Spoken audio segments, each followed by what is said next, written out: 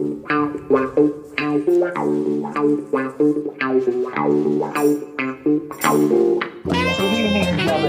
evening, TC. Welcome all to our weekly podcast, Terry Currans Football Podcast. Steady away, son. How are you?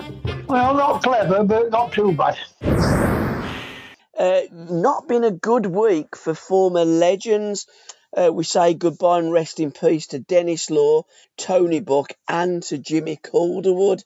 Great players and great memories, T. Yeah, Dennis Law, him and Jimmy Greaves are the two main strikers. Even if you weren't a Tottenham or a Man United fan, you admire those players. So it's sad. It's a great age they've got to, really, isn't it? Yeah, it is. Yeah, let's just look at Dennis Law. Like anything else, it is sad.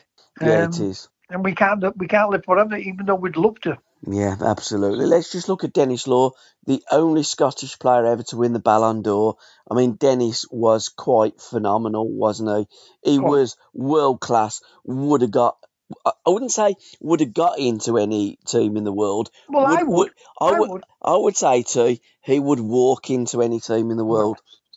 Yeah. Natural born talent for to be a footballer. Yeah, absolutely. People talk about working hard. The biggest thing in football is, obviously when you've got the ball, is being able to use it. Yeah. Right? And being able to find one of your players. The second hardest thing in football isn't running back and chasing back and working hard. It's being in an area where you can stop. When you haven't got the ball, it's to fill in those gaps where they can't pass that ball through. Yep. That's why we never coach outside the box. We all coach the same way. You never saw Dennis Law chasing back. But what you did do, you saw him cutting off angles. Yep. And that's what we've lost in our coaching. Looking and analysing, how the great players have done it. And he could look after himself on a football pitch. I mean, he was hard, wasn't he, Dennis? Yeah. He never backed down to whoever it was. No, he put himself whether about. It be Jack Charlton, whether it be Dave Mackay, he still went back. That's a sign of a player you want. Yeah. When you're in your trenches. Absolutely. Because like on a football field, when you got kicked like Dennis Law and those type of players, he weren't going to get up or he weren't going to wide. Yeah. He was going to go back for some more, and he was going to give the opposition some of what he had. Absolutely. I remember Gary Shaw, the great Gary Shaw. On top of that, I don't want to take away his greatness because he got every mortal thing. Yeah. Great in the air, good tackler, absolutely brilliant finisher, And he was a man what did his job, whoever he played for, whether he was a Man United fan or not, because when he scored that goal against United for City, it was an unbelievable goal. But you could see the look on his face, how sad he was when he scored it. Absolutely. I get that. I really get that. He was in tears in the United dressing room after that. Because Jim McCalliard told me the doc walked in and, kind of acknowledged the lawman. But, United was everything to Dennis and he was just doing his job. But I do remember Gary Shaw saying to me that Ron Saunders always tried to, get him to be more like Dennis Law. And Gary says to me, I just wasn't like Dennis Law. I mean, Dennis Law was a one-off, an absolute great. This is what I can't understand with managers or press when they try and get players to look to imitate or be similar to anybody else. Absolutely. Gary Shaw was a great striker. 100%. And what he had to do was to make sure he was the best. Yeah. And not copy anybody else. The best version of Gary Shaw. As a manager. Yeah. You can't copy Pep Guardiola as a manager. You can't copy Jose Mourinho as a manager. You have got to be the best. Yeah. Right? Learn from it, or learn from them, but don't copy them. Are you watching Man City and Paris Saint-Germain, by the way? I think I am. What a horrible kit that Man City kit is, isn't it? I mean, it is absolutely horrible. What Why colour do is it? they wear? It's like a yellow and a grey.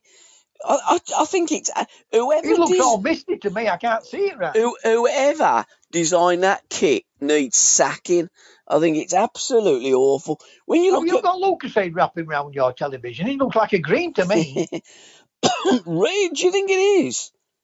I mean, to me, it looks yellow on the front Oh, yeah. and I can grey see it on the now. sleeves. Can you see it? It is like a yellow, greeny, Yeah, grey. it looks horrible. Easily the worst kit I've ever seen Manchester City in. No, listen, I'm not saying it's good, right? But Goes the with a worst pair of jeans, though, you'll don't ever it? see, you might not, well, you might not remember it. I The like that worst kit Coventry anybody kit. saw I like the was that Coventry chocolate kit. one at Coventry's. I like that Coventry kit. You are joking. The chocolate kit was a little bit too much, but I love the iconic sky blue kit in We'll that be Admiral. deporting you out of this country soon. I mean, I remember listening to oh God, who was the kid that played up front that went from Villa, Stevie Hunt, and when he come back to Coventry, he said, "I'm playing in that kit. It's bleeding horrible." So, But we got Mick Ferguson and Ian Wallace that played in that kit for Coventry, didn't they? And I don't think they played in the chocolate kit much, but the sky blue it don't make kit, any difference whether they played in iconic. it much or not. I'll never forget when Iconic. I first saw that. I thought, what an horrible strip that was. I mean, mind you, them Admiral kits, I quite like the Admiral. I mean, Alan's not really got much I time like for the Admiral. Admiral style of it. Yeah. It was just a colouring. Yeah. What colours? Yeah, exactly. But they did do some iconic kits in their day, didn't they, Admiral? And Southampton had always had a nice kit. Tottenham's one of, England was sponsored by Admiral, Yeah, that was when Don Revie bought them in. Yeah. And that was a financial transaction rather than anything else. Well, that's with the when Don. anybody comes in, when anybody gets a sponsor, it's financial, isn't it? Absolutely, but when the Don come in there, it definitely was What, the Dapper financial. Don? Absolutely, yeah. But I think England have had some great kits, but I do think the best kit is just that pure white kit that we used to play with in the 70s. I don't think you could beat that personally. TC, what have you got in terms of magic moments, and can you beat mine this week? I've got a couple of corkers. Well, I don't try and beat anybody. No, you don't. I look at the one goals. What I think, I would like to score. Mm-hmm. And I say it every week. You ask me the same question every week, Yep. but I say it every week. Trying to pick the best goals or the magic moment is a very difficult to do because we see that many great goals. Mm. But I'm going for the Everton kid. What's his name? Calvin? Yeah, but that's my top one. Calvert-Lewin. Dominic Calvert-Lewin. Don't tell me Shaw's. Yeah, it is, yeah. I did message you, although I did then text you to say, did you get that message? Because it's gone red and I don't think I can go through to your messenger. No. But Calvert-Lewin. Even my Facebook, it's not to do with Facebook or Zuckerberg. Yeah. I think I've been hacked by a professional hacker. Absolutely. Who keeps trying to through other ways and means of saying to me, I can get you back on. But I don't want to communicate with him. Absolutely. But as soon as Calvert-Lewin scored that goal, I messaged you and said, TC, what a goal. I think we've got a magic moment. And then when Iliman Ndiaye scored a second goal for Everton, you changed your mind. I said, TC, we've got two magic moments. And they were fantastic. I do think that Calvert-Lewin... I did the same thing with Sheffield Wednesday when we spoke about this last week. Yeah, absolutely. With that Witness and the other lad at Sheffield Wednesday. Yeah. Two unbelievable goals in one game. And how good were Everton for that first 45 minute in particular? I then travelled home, so I didn't really see the second half. But I thought, they were giving Postecoglou a bit of an hard time about that result. I think we've got to look. But Everton were brilliant. There's one thing about David Moyes. The one thing about David Moyes, he's capable of keeping his teams in the Premier League. 100%, yeah. And being comfortable. Right? But, we've got to look at the scenario where new manager comes in, everybody be trying the best Yep. For the first couple of weeks, to try and get back into the team or to keep in team. Yep. Tottenham I find very, very strange because I hope they don't just get rid of him. No, I like him. I do. I just don't because I like Big Ange. People going on. Yeah, I can see what they're all saying, but at the same time, they haven't got the strength in depth. No, they haven't. No. So when they have one or two injuries, they do struggle. Yeah, and again, when the press, the media, they come out, the first question I don't listen they said, no, it really annoys me. I don't listen to them because I know what it's all about. Yeah, again, what kind of a question's that to start? Yeah, okay. Again, if I was Ange, I really would be tempted to drop the mic and walk off because the press just asked the same stupid question. You're 100% right. For that reaction. Right, but for that reaction. Because of the money they get from it all. Yeah, absolutely, 100%. And they have to do it. They're obliged to do it. His best thing is to answer a daft question with a daft answer. Stracted, don't I? All the time, Gordon Strachan, if you're going to ask me a daft question, and to be fair, Sean Dyche was quite a master at that. He'd answer a daft question. Because he took the criticism. Either way, listen, I blame them. I blame the managers because they don't think out. They all coach the same way. Yeah. And I would love a David Moyes. I would love a Sean Dyche. I would love any English coach. Yeah. To make it to the elite top. I really would. Yeah. Honestly, I would. Same here. I do know why. Because they just coach the same way. They've got a coaching coach.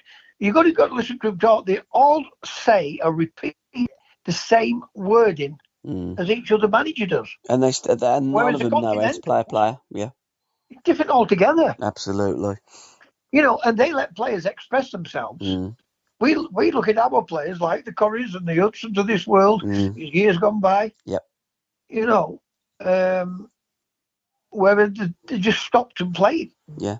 And we don't know how to play and we don't know where to put them. You look at the likes of Grealish, you look at Tyler Diblin for Southampton. He's a winger. No, he's not a winger. He's an inside forward. They actually don't know what an inside forward is.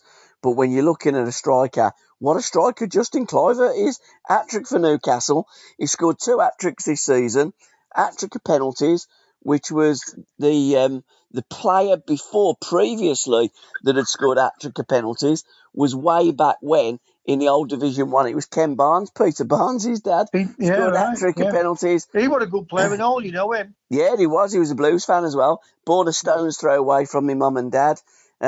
Peter Barnes, what an absolute legend.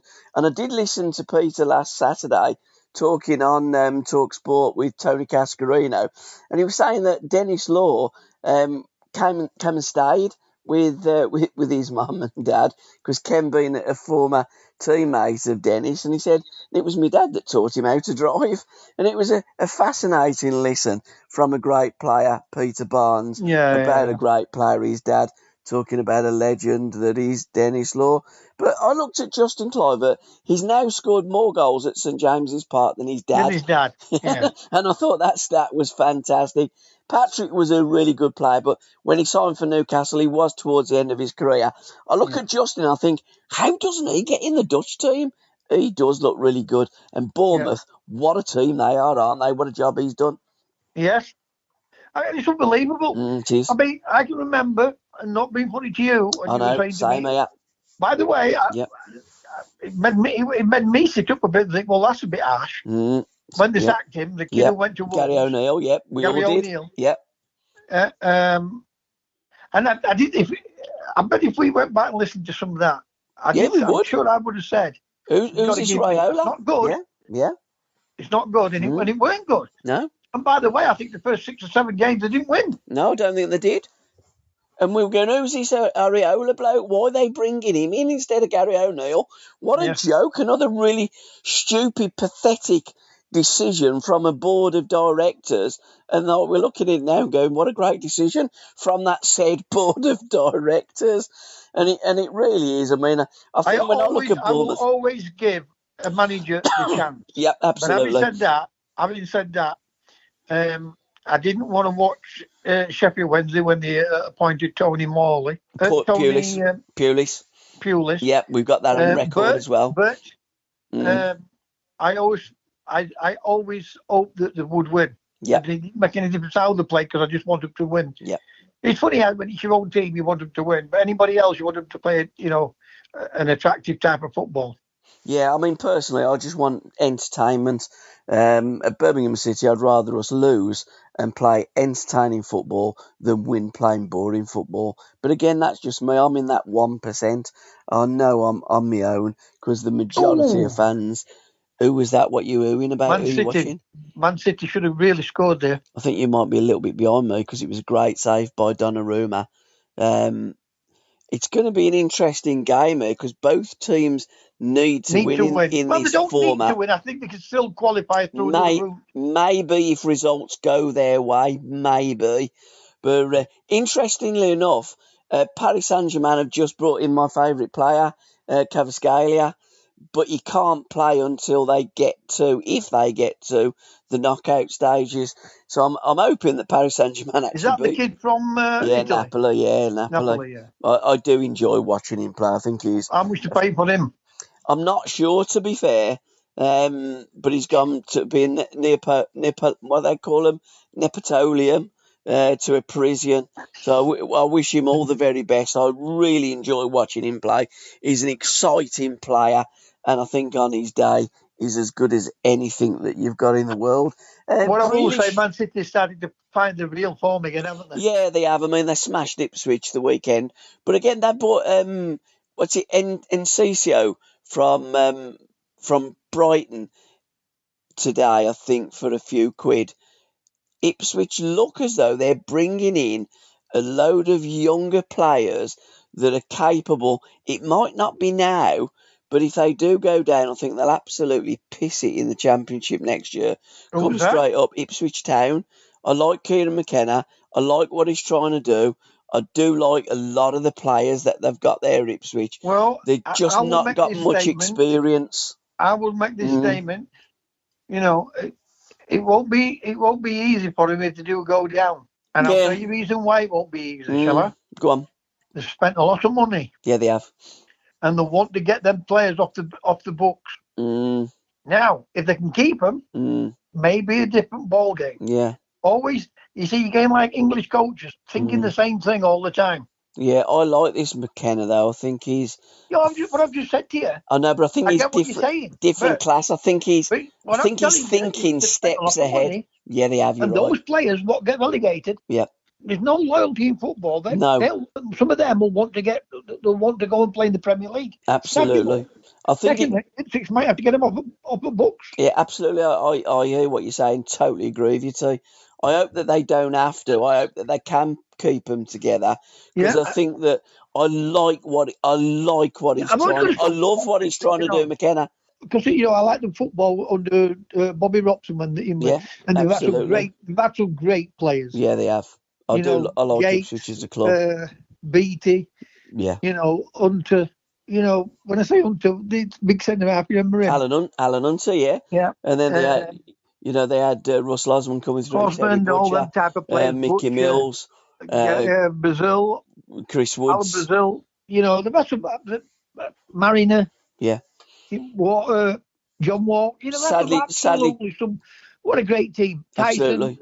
Muren. Yeah, I mean, sadly as well, Trevor Wymark passed away quite recently. I thought he was a tremendous player, both in the air and on the floor. But again, Ipswich Town and Bobby Robson, I think they bought some brilliant players. Robson done wonders at Ipswich Town.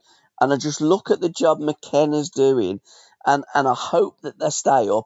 I hope they can get and keep these young players together because I really like what he's trying to do. And I think it's very brave. I think when you're a Man City or you're a big hitter, it's a lot easier to buy younger players, to bring them through, to bed them in. You've got the seasoned senior pros. But when you're in Ipswich Town, you've not got that luxury. So I do hope it works for Kieran McKenna. So watch this space. And Liam Delap, I'm not sure what you think about the boy, TC, but I'd have him playing for England if I was the England manager. I think he's got everything. I don't know where you're going to put them all, mate. I'd have him in the squad and training with all the players. You just play him. We can't play them all, can we? No, but I think as a centre forward, I think he's probably the best that we've got at the moment next to Harry Kane. Do you think he's better than Palmer? No, as a centre forward. Hang on a bit. Whoa. What is a centre forward nowadays? For me, someone that plays down the middle as a striker. I think Cole Palmer for me is more of a midfield what player. What type of balls are you going to be playing to him? I play any ball to him. I think the kid's brilliant. He can win the ball in the air, on the feet. What I'm trying to say to you is, no. If we're going to play centre, like playing a centre forward. Mm-hmm. There's a meaning to a centre forward, right? He's Harry Kane's replacement. Forward, because if he's not a centre forward where you're going to play as a main striker and a goal scorer, right? Then we've got that many great players like Palmer and all these other players. Kane, all come off of people. Who do you think Harry Kane's natural replacement will be at that level? Chelsea, Palmer. Would you play him actually in that number 9 role? It'd be first on my team sheet. He would be first on my team sheet, but I wouldn't play him in that position. I'd play him a little bit more withdrawn.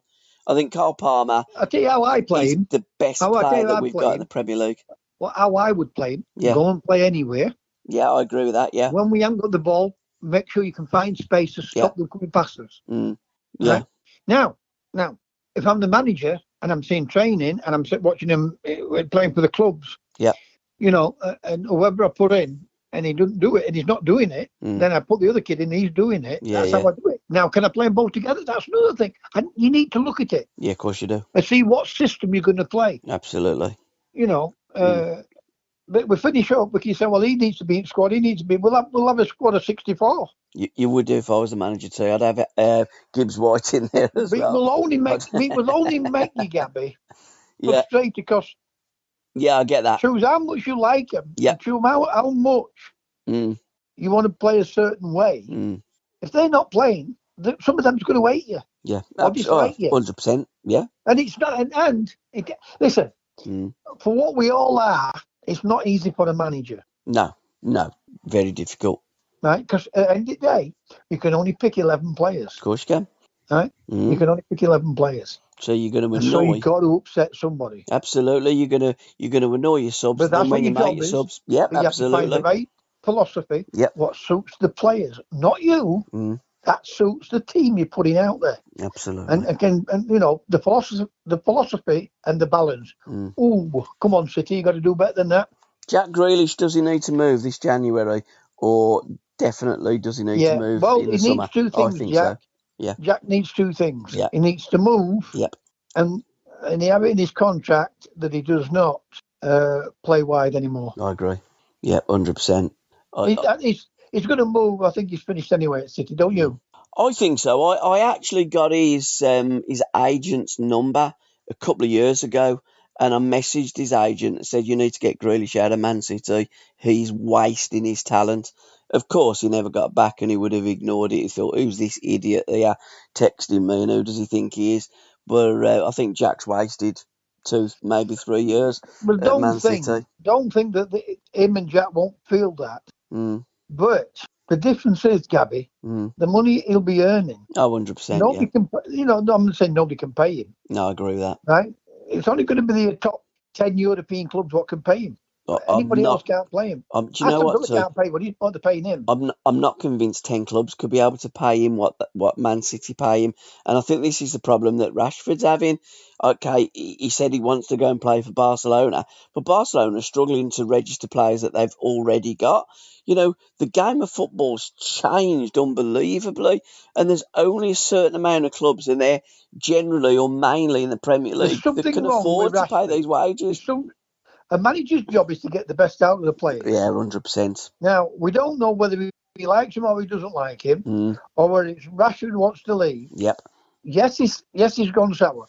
Yep. Can you remember when I told you about this? With when Souness and all them were really slagging Pogba off. Yeah. Huh? And Roy Keane and all them played in a great, great Man United team. Someone has played in a great Man United team. Liverpool. As soon as Pogba went to play back in the French team, it looked a different play, didn't it? Yeah, it did, yeah. Absolutely. Now, Man United haven't been good, right, or great, I should say, since Ferguson's days. 100%. I mean, Albany's just smashed a couple of TVs, isn't he? Yeah.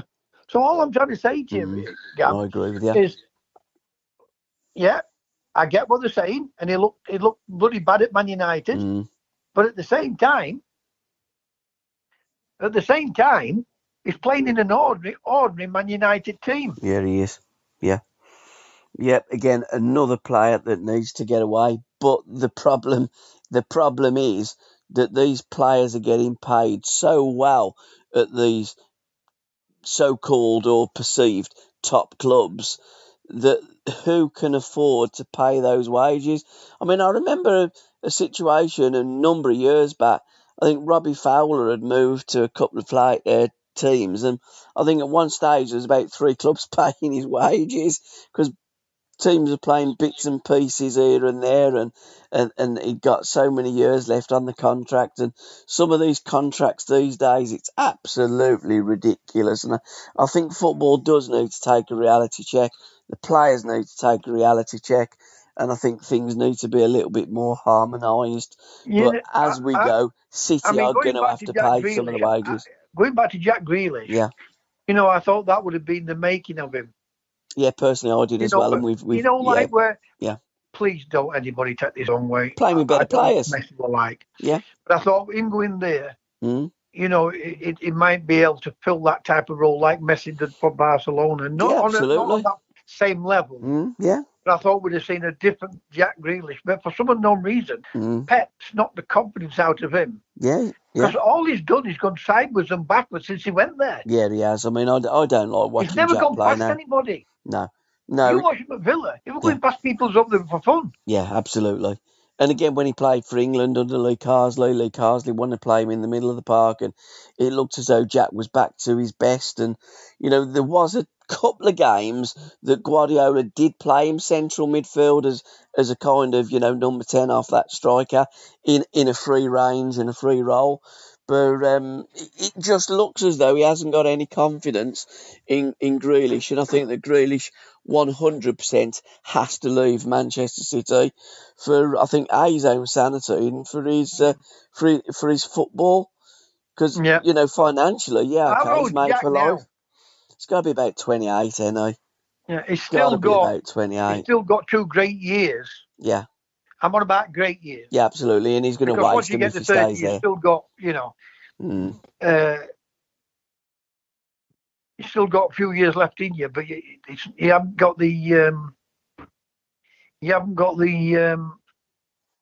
the word I'm looking for? Well, you haven't got the legs, you haven't got the youth, you haven't got all of that you used to have because the years are catching up on you. So as soon as you turn 30, it's, your days are being numbered. But from 20, what did he go, 24 to 28, 4 years at City now, his best years, I do believe, have been absolutely wasted. Yes, he's won trebles. Yes, he's won cups. I find it disappointing. And people want to blame him. And there's nobody loves Guardiola more than me and you. Absolutely. But at the same time, he hasn't improved Jack Grealish, has he? No, he hasn't. Grealish has gone backwards. In fact, Grealish looks very, very ordinary when I watch him. And a few years back, I mean, the arguments I've had, even with my own family over Jack Grealish and Aston Villa. But it's not the same Jack Grealish today that played at Aston Villa. But hopefully Jack will move on to pastures new. And so was Marcus Rashford. Because I do like Marcus. I think he's a tremendous player. I thought he would have been our best striker. And for some unknown reason, there's something not right with him. You know what he said years ago about Rashford? I was doing a podcast with Alan, and he said, as long as he's got an hole up his arse, he'll never be a central striker. He's a player that likes to come in off the wings, but he has got all the attributes to wear that number 9 and be a central striker and score bags and bags of goals, but he just hasn't quite got. This is why I say to you, John always try to make me look a fool by saying he's not a centre forward. Yeah, I'm an inside forward. Yeah, absolutely. what would have scored tons of goals. Yeah. I would have scored tons of goals. I did it when I was a kid, and when I went to play up front for Sheffield Wednesday, when I played as an inside, I didn't play as a striker. Andy McCulloch played as a striker. Yep. So I didn't play as a striker. I played as an inside forward. Yep. I scored 23 goals. And finished up the leading goal scorer that season in the league. Yeah. So Rashford is not a striker. No, he's not. He's an inside forward or a week. Yeah. And that's what happens. Yeah. Managers and coaches, and they look at it and say, well, he's not a striker, so where do I play him? Yeah. Absolutely, and they just look void of ideas of where to fit in these star players and these great players, and hopefully we'll be able to fit into a team soon and get back to what he does best, and that's playing football. Shirts and Noodles. Have you ever bought a Sheffield Wednesday shirt or anything from the club shop and be given a box of noodles to eat as well too? Watford are doing that. Oh, we're doing that, Watford. Yeah, you buy one of the club shirts and you get a box of noodles. Yeah. I mean, I don't know what. Gabby, do you think I would fall for that? I mean, what's the most tastiest? The shirt or the noodles? Let me tell you something. Nobody gives you nothing for no. No, they must have had a job like Del Boy. Yeah. Well, I'll tell you what they'll do. Yeah. They'll add it into it. Yeah. So if the shirt's are 90 quid or 60 quid. Right? £8 for your pot noodles. 65, or, you know what I mean? Oh no, I've never seen nothing like it. I've never seen any gimmick like that. But shirts and noodles at Watford, it did make me laugh. As well as the cutbacks, we've been talking about Man United, but more Man United cutbacks. This time the legends have seen the brunt of Ineos's cutbacks. So Jim Ratcliffe has certainly made inroads. I know they've lost a load of money, and it is his money, and he's just trying to cut his cloth accordingly, you would say, in some quarters. But has he cut it a little bit too far? And the PR he's getting isn't good. You know as well as I do, the game's about winning. Yeah, it is, yeah. And if they're winning, there wouldn't be any cutbacks. No, not at all, no. Wouldn't be any need for cutbacks. How bad is this Man United team? Well, I mean, Almarin said it's the worst United team ever. I think that's a little bit harsh. Well, what I'm trying to say to you is... but they are bad. It's one of the poorest teams I've seen in the Premier League history. The team that got relegated in 1974... Yeah. Are they a better team than the Man United team of today? We can't compare it. No, I know we can't. I know they came back and all that. All I'm saying to you is this. This guy, they're all raving about him, the next Jose Mourinho and all this. Yeah. They look worse now than they did under Ten Hag. Yeah, they do, yeah. No, I'm not blaming him. And we're really not blaming Ten Hag. Who has spent the money? Well, this is the thing, because Man United have spent shed loads of dough. The first thing they need to do is turn around and say, right, we do back the manager, we let him pick the players, or we let him tell the what they call him, the footballing director. Yeah, well, whoever's head of recruitment. We do let him tell him what he wants and who he needs to go and get. Yeah.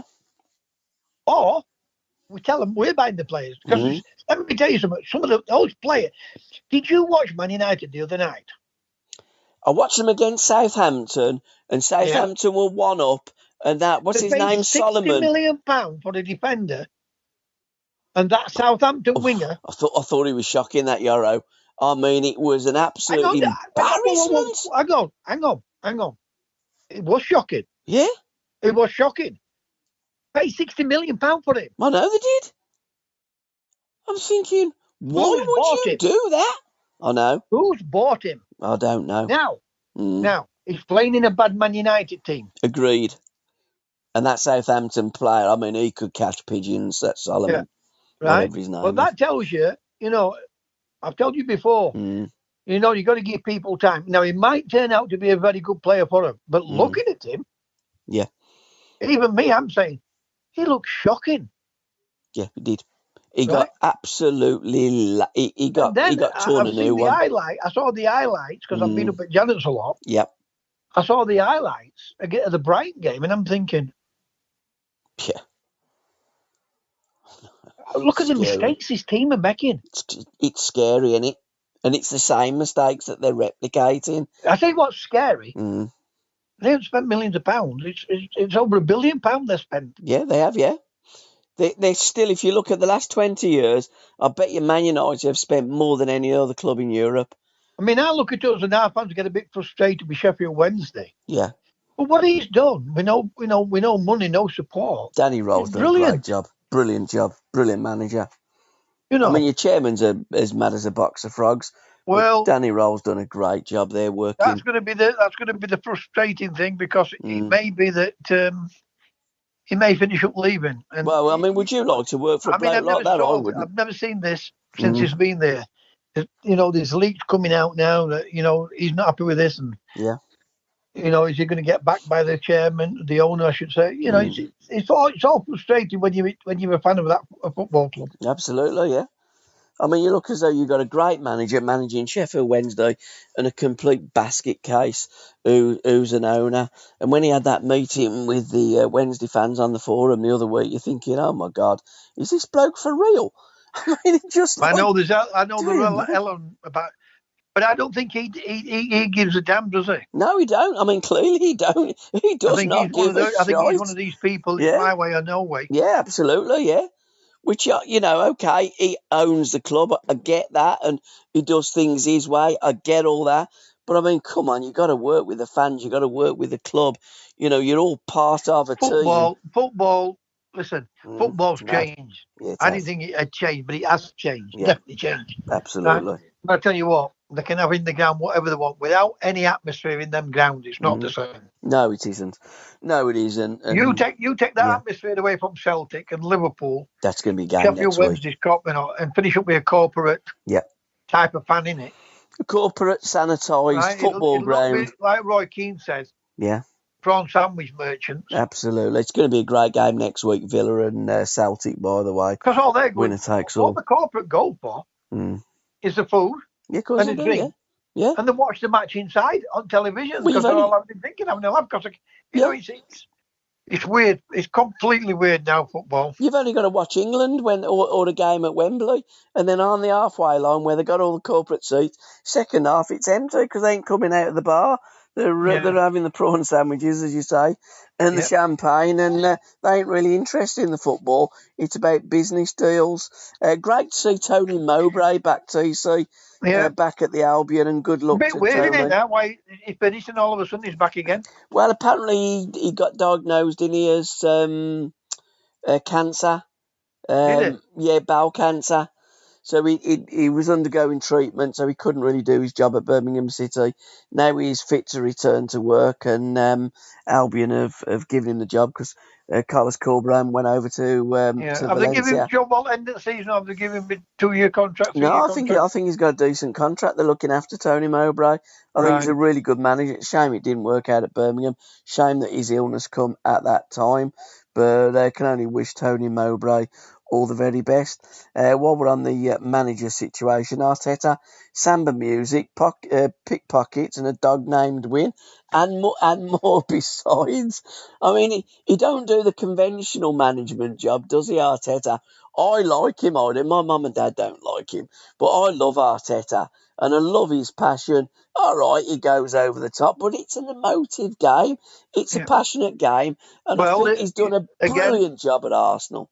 Again, it's a massive club with pressure to it. Absolutely. Yes, he's got to handle it. Yeah, and I think he's done it great. You take Piers Morgan, who's an Arsenal fan, he absolutely slaughters Arteta, doesn't he? Who's that? Piers Morgan. I think he's a prat. He slaughters... I can't stand Piers Morgan. I think he's an absolute arsehole. When you look, who would have thought that this guy would have come into Liverpool? Honestly, that's done a great job. Brilliant. And make them look a better team than what Klopp's team was. Yeah, he's made a great team better. I think I like Arne Slot. But what I'm trying to say to you is, yes, I would have expected this year now for Arteta to go on and win a league title. Yeah, but Liverpool have just kicked on it. Yeah, I get all that. I mean, they've always been in the top 2 or 3, but it's not enough, is it? Well, again, to be fair, if it's me, it is enough because Arsenal are still competitive. They're still in all competitions. I think he's done a brilliant job. And for people to suggest they should get rid of Arteta, I look at it and I think, come on, really? I just think he's done a brilliant job and I really like the guy. And I'd love him to win something just to shove it down the throats because, I mean, if you get rid of Arteta, who do you bring in there at Arsenal? And where's the certainty that somebody else is going to win honours that Arteta at the moment hasn't really kicked Arsenal over that finishing line? But, he still could. I said to you, he'd turn out a top manager at Arteta. But maybe he has gone stale. I don't know. And maybe somebody comes in. Because it'd be another foreign manager. You know that as well as I do. Again, we could do going back to Ariola. What may kick on and think, well, what a difference this guy is. But again, if I was the owners of Arsenal, I wouldn't be looking to replace him. I'd be looking to get a striker that can score a lot of goals. And the one player that I would identify and bring in would be... Who's that kid, the sign from Chelsea, the striker? Oh, I played him as striker. Chelsea played him as striker. Kai Havertz. I don't think he's a striker. I think he's a midfield player. I can't believe how many sitters he misses. Yeah, I don't think he's a striker. For me, he's not a striker. He's a player that plays in midfield. I like this kid, Savinho. A player that plays in midfield that will score goals. But I don't think he's a striker.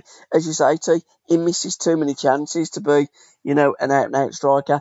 But Victor Osimhen would be the player that I'd break the bank for if I was Arsenal to bring him in.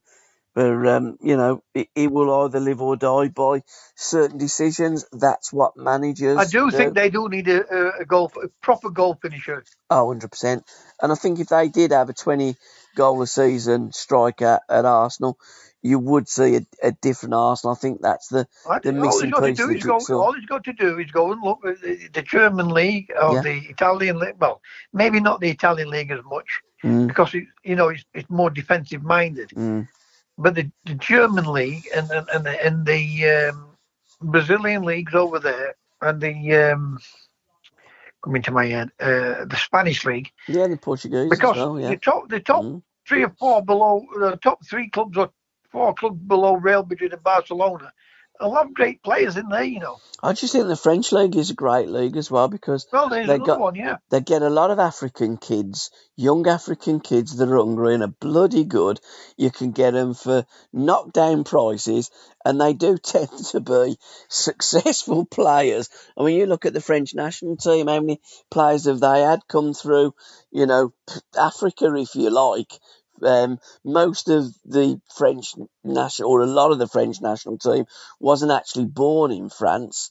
But there has been a lot of immigration to France, and they've brought with them massive successes by and large African players who have got an abundance of ability, and I think that some of the British clubs could tap into that quality.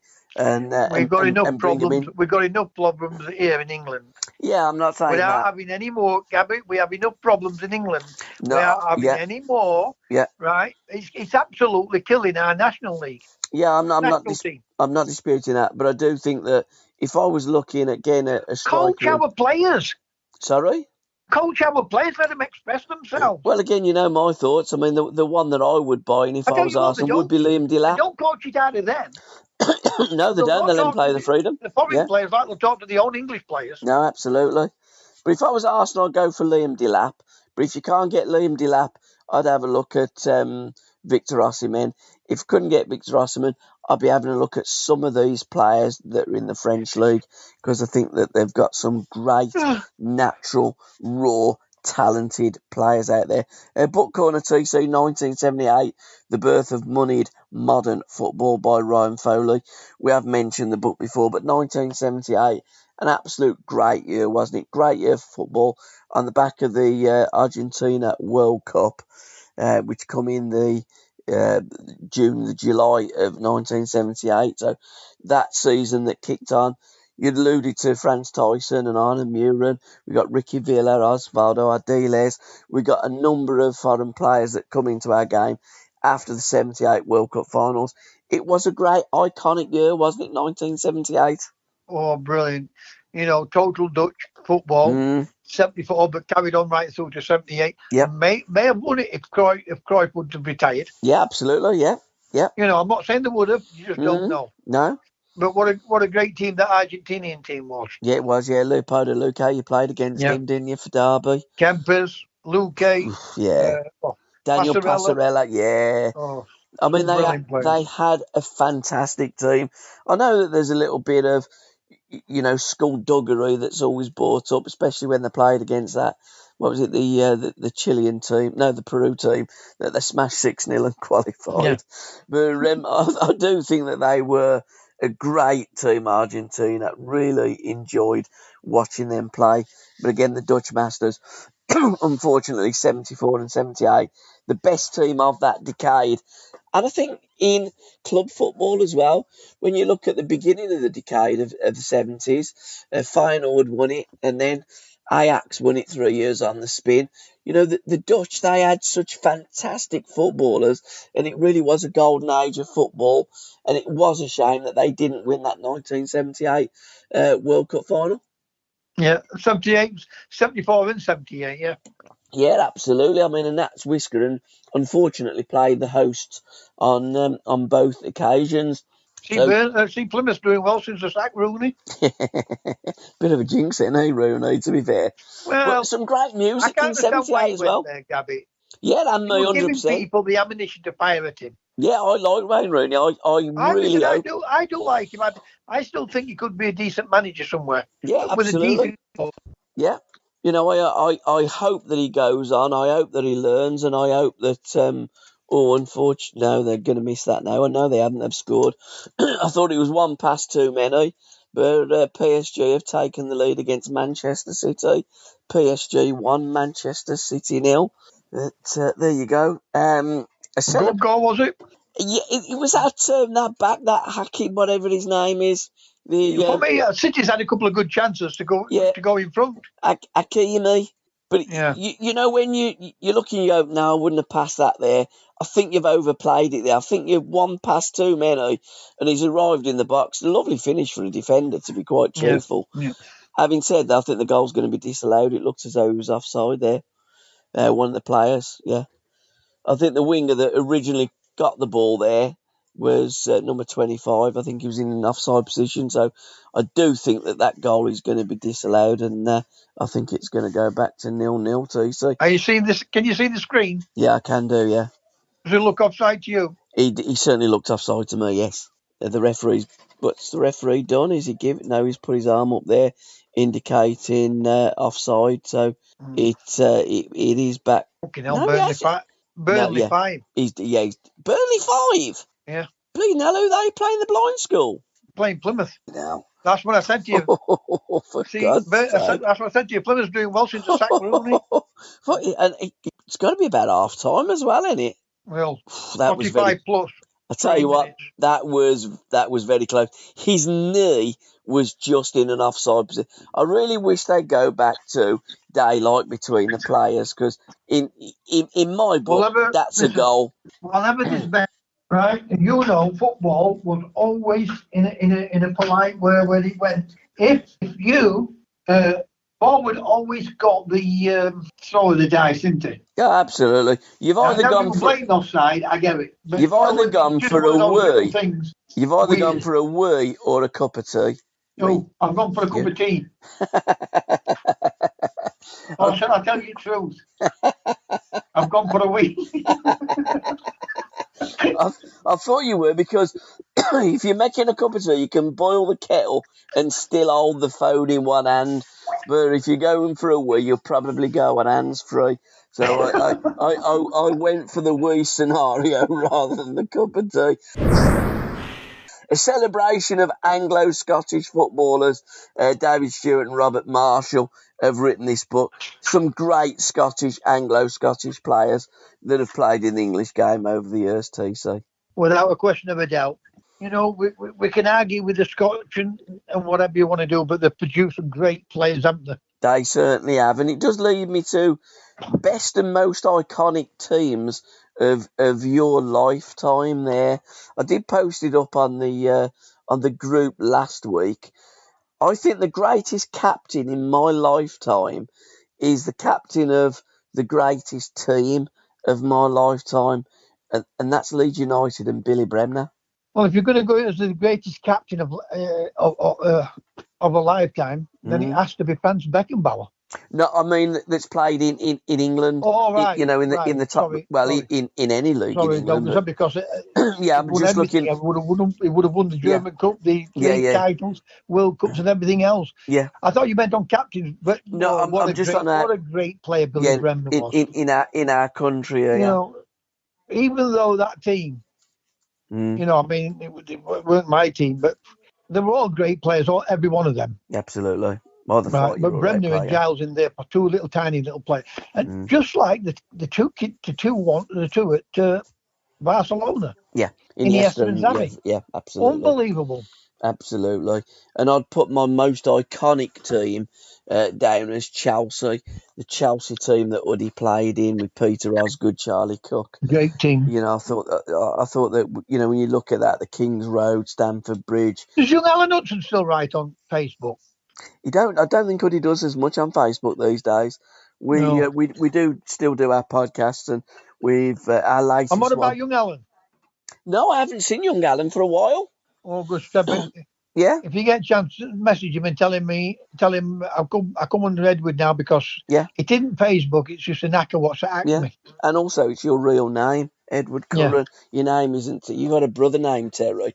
I do when I was talking to my dad, I said, Dad, his name ain't Terry. It's Edward. His name's Edward Curran. What he start laughing? Yeah, I see. He's actually got a brother named Terry, and everyone calls him. How confusing tell him better than that.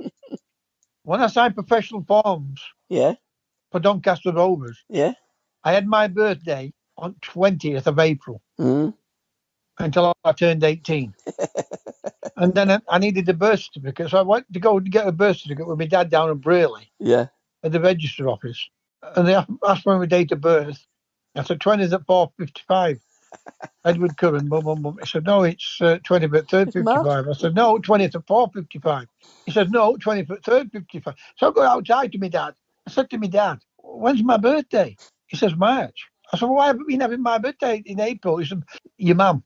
It was Friday death to my mum and my dad. He said, I told her your birthday was in March. So it can only happen to me. Terry Curran when I've already got a brother called Terry. Yeah. Very confusing on your passport. It's Edward Curran. So, legends of the 70s Lounge TC.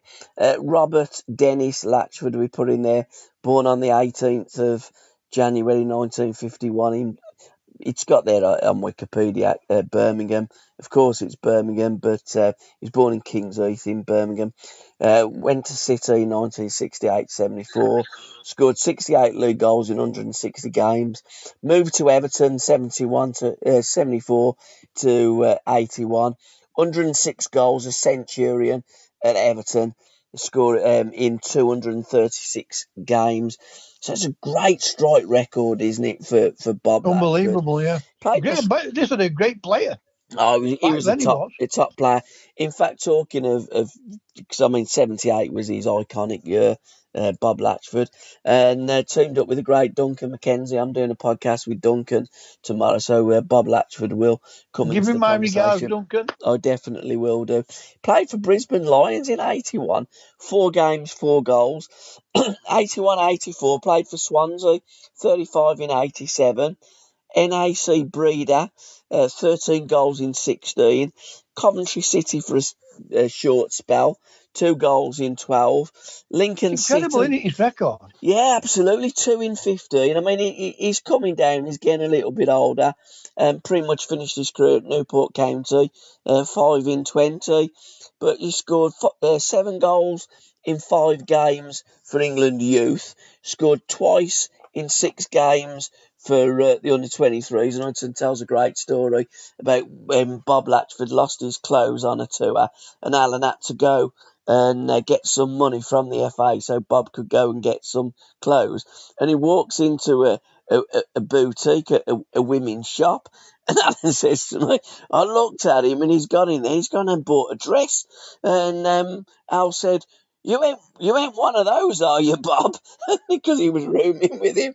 And he says, no, whenever I go on tour, I always buy my wife a dress. And Alan says, but you haven't got no clothes yourself. Go and get yourself some clothes first. But he was a great lad. Because Bob Latchford, Alan says, well, you can wear any of mine. And, of course, his clothes wouldn't have fit him because he was a big, strapping lad and scored 5 goals at full level, England, in 12 games. A tremendous goal scorer, a tremendous football player, the great Bob Latchford. And his halcyon days really were those Everton glory years of 7 years at Goodison Park. Have you ever done one with Bob?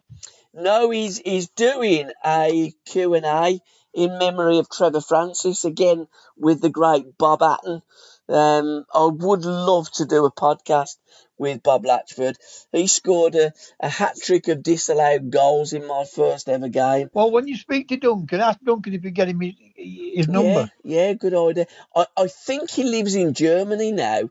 He does? Yeah, and he comes over occasionally. He is over.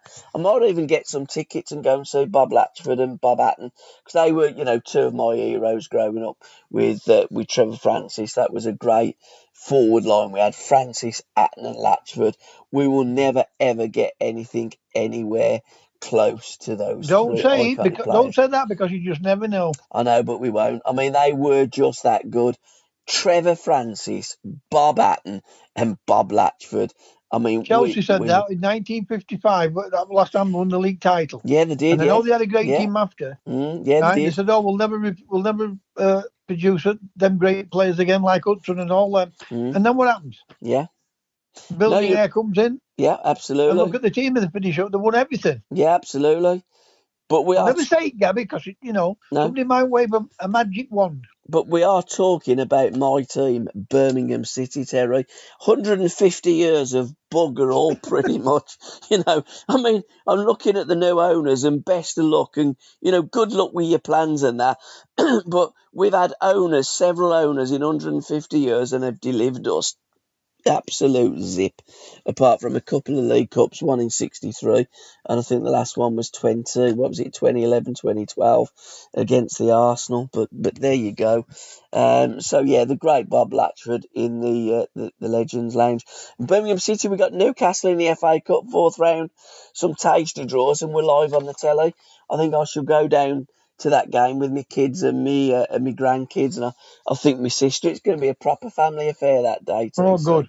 I hope you all enjoy it. I hope you get a result and all. What you didn't get a result, TC, last time out, you got beat again. I lead 4-8 this time. I'm getting absolutely hammering. You are, because you actually only got Forest beating Southampton. All the other results that you forecast were wrong. I told you Doncaster would beat them, but I went to the other team because, I know. We're not having my team next year. I know you went for Gillingham, and I put Doncaster, and Doncaster did win away at Gillingham. But there we go. I mean, if you want to change all the teams, TC, we can change the team. No. But I do no like excuses. Yeah, There's no excuses. I don't have to pick them. Absolutely, but I do like to look at your old clubs, and we do keep a little eye on your former clubs. One of your former clubs, first off, this week, Nottingham Forest are away at Bournemouth. How do you see that one going, T? And I know what result I've just put down. 1-1. Yeah, okay, I've gone 2-2. I think two great teams. They're looking at trying to get Cooner and Wissa out of Brentford and Wolves, respectively.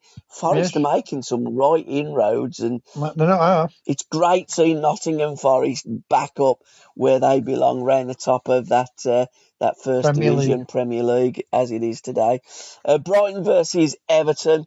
My shape for this, I'm going to go 2-0 to Brighton. How do you see this one? Fair enough, T. 3-0 Brighton. Yeah. Great performance in the first half by Everton last week.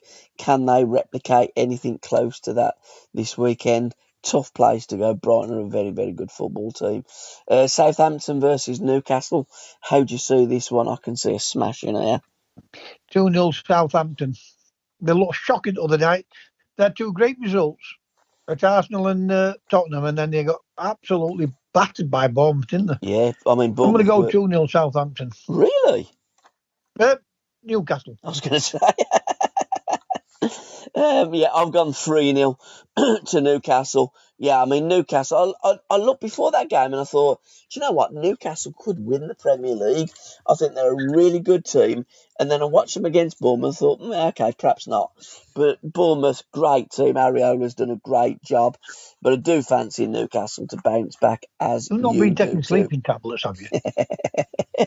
God. I'm sure sometimes that you go to sleep and then you wake up and think, well, what were they playing today then? I don't think anybody saw that coming. No, to be honest, at times Newcastle look a very, very good team, don't they? They do. Yeah, they do. I think they've just got great players. I agree with you 100%. Especially that six that they've got in front of the back four. Yeah. And they've been on a great. I mean, they were like 9 wins back to back in the Premier League, and then like Bournemouth come and absolutely smash them. I think it was a little bit flattering because there was 2 really late goals, but Bournemouth were good value and they are a good team. Well, you see, they'd opened themselves up because they tried to get an equaliser, didn't they? Yeah, absolutely. And again, it happens, don't it, in football? Yeah. Cardiff City versus Derby. I'm going to go for a 1-1 draw. How do you see it shaping up to? 1-0 Cardiff. Cardiff 1-0. QPR against your beloved Sheffield Wednesday. QPR aren't a bad shout this season. 2-1 Sheffield Wednesday. Yep, 2-1 Sheffield. Do you know what? I'm gonna go 0-0 for that game. Huddersfield versus Bolton. Everett's just been sacked from Bolton. I'm gonna go 2-0 to Huddersfield. It's kind of like 1-0 Bolton. 1-0 Bolton. It's a War of the Roses game, that is, ain't it? Yeah. White rose, red rose.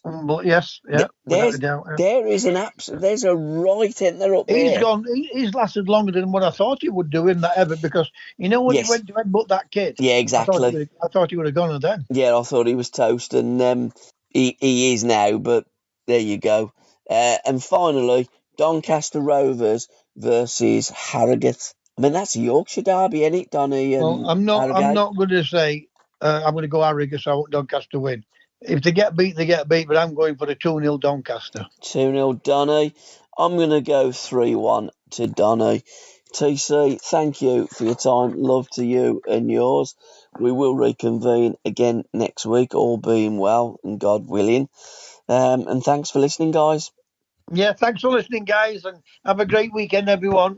And love to you and yours, Gavin. Absolutely. See you next week, mate. See you. See you. Bye-bye now. Bye-bye.